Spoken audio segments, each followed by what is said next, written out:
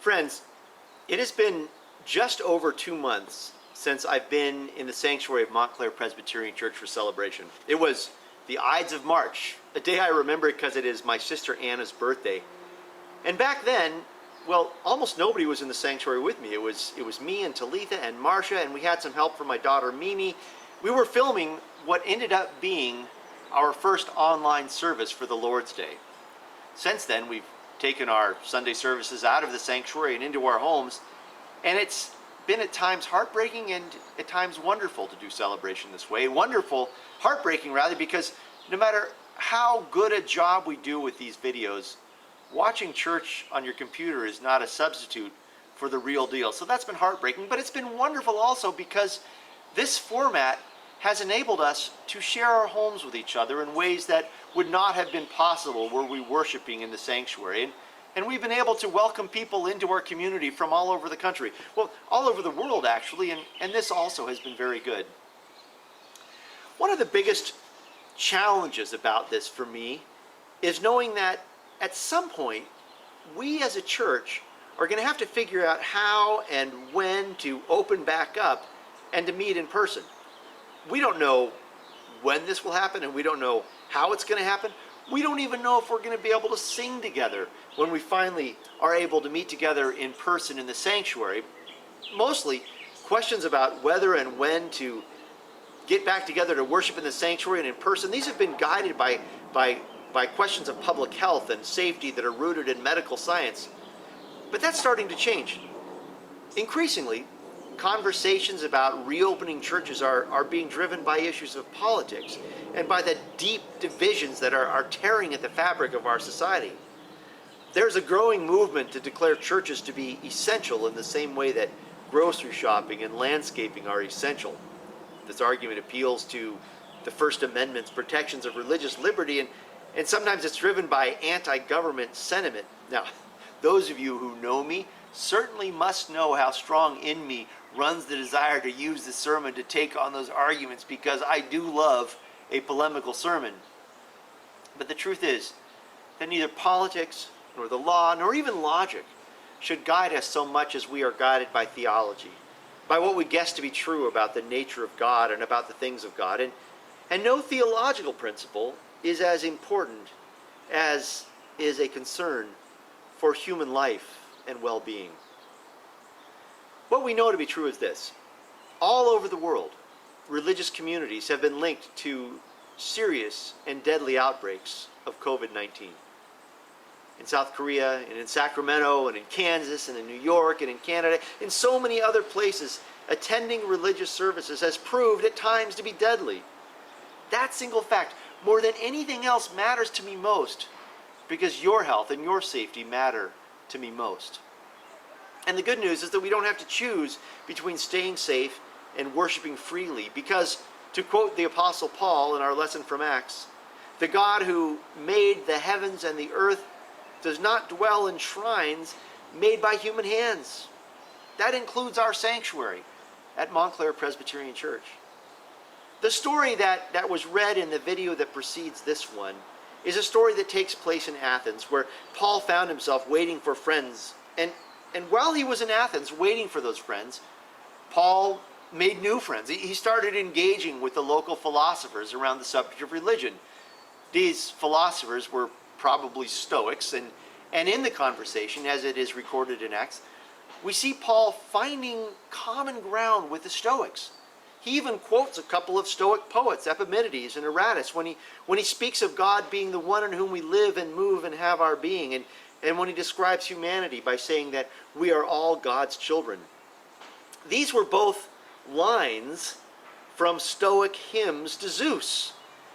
These were both poems that suggest that God, by whatever name you call God, Zeus or Yahweh, God is to be found alive and to be worshipped in everyday life, in the market, at home, in the fields, wherever you are.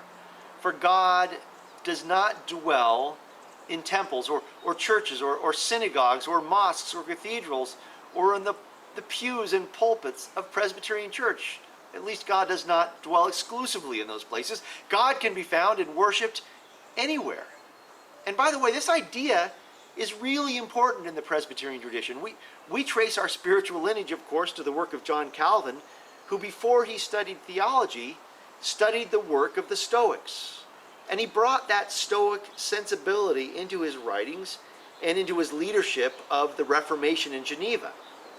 According to our tradition, a church building is only a sanctuary, it's only a sacred space when the people of God are gathered together for worship.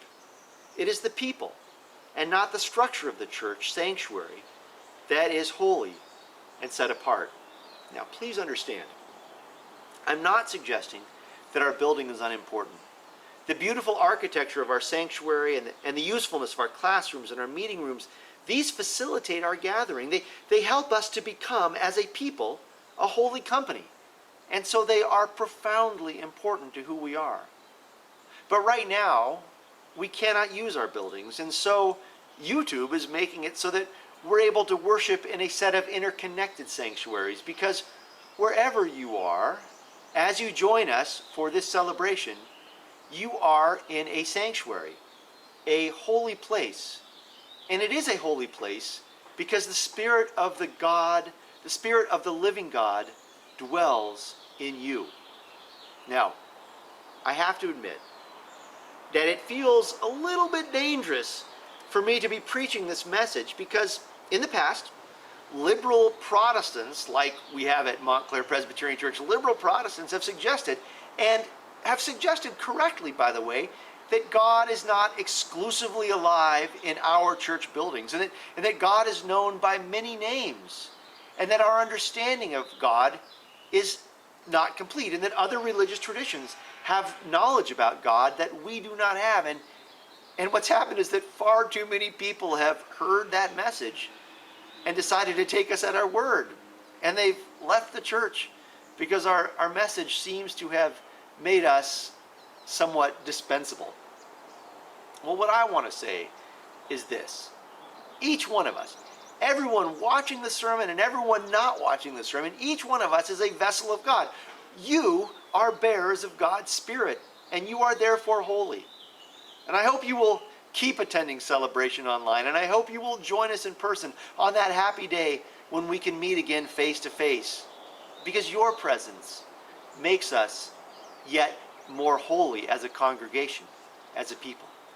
Now, some folks say the more the merrier, and I don't disagree, but at church I'd add the more the holier, because in our tradition, the church is not a venue.